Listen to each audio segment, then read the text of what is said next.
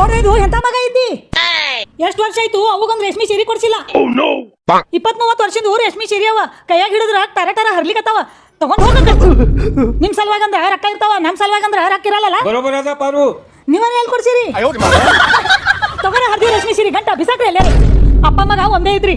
ಎಲ್ಲರೂ ಹೋಗ್ಬೇಕಂದ್ರ ಮನ್ಯಾಗ ಒಂದ್ ಚಲೋದು ರೇಷ್ಮೆ ಸೀರೆ ಇಲ್ಲ. ಏನೋ ನಿನ್ ಸಲುವಾಗಿ ಹೊಸ ರೇಷ್ಮೆ ಸೀರೆ ತಂದಿವಿ. ತಾಯಿಲಿ ವಾವ್ ಮಸ್ತ್ ಅದಲ್ಲ. ಉಳಿದು ರೊಕ್ಕ ಕೊಡ್ರಿ. ಯಾವುದು?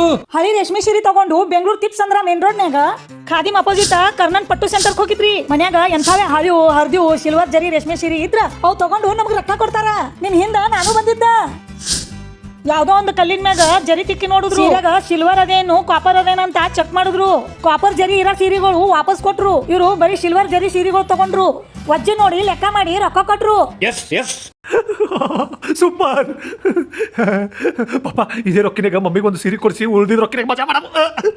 ಅದೇ ರೊಕ್ಕಿನಾಗ ನಂಗೆ ಹೊಸ ರೇಷ್ಮೆ ಸೀರೆ ತಂದು ಕೊಟ್ಟಿರಿ. ನಂಗೆ ಗೊತ್ತಾಗಲ್ಲ ಅಂತ ತಿಳ್ಕೊಂಡಿರಲ್ಲ. ತಗೋ ರೊಕ್ಕ. ಸೀರೆನೂ ಸಿಕ್ತು ರೊಕ್ಕನೂ ಸಿಕ್ತು. ಬೆಂಗಳೂರಿನಾಗ ಟಿಪ್ಸ್ ಅಂದ್ರ ಗಾಂಧಿ ಬಜಾರ್, ಮಲ್ಲೇಶ್ವರ, ಜಯನಗರನಾಗ್ನು ಕರ್ನನ್ ಪಟ್ಟು ಸೆಂಟರ್ ಅದಾವ. ನಿಮ್ ಮನ್ಯಾಗ್ನು ಸಿಲ್ವರ್ ಜರಿ ರೇಷ್ಮೆ ಸೀರೆಗಳು ಎಂಥಾದಿ ಸ್ಥಿತಿನಾಗ ಇದ್ರ ಇಲ್ಲಿರೋ ನಂಬರ್ನಾಗ ಕಾಲ್ ಮಾಡ್ರಿ. ಅವರೇ ಬಂದು ಸೀರೆಗಳು ತಗೊಂಡು ರೊಕ್ಕ ಕೊಟ್ಟು ಹೋಗ್ತಾರ.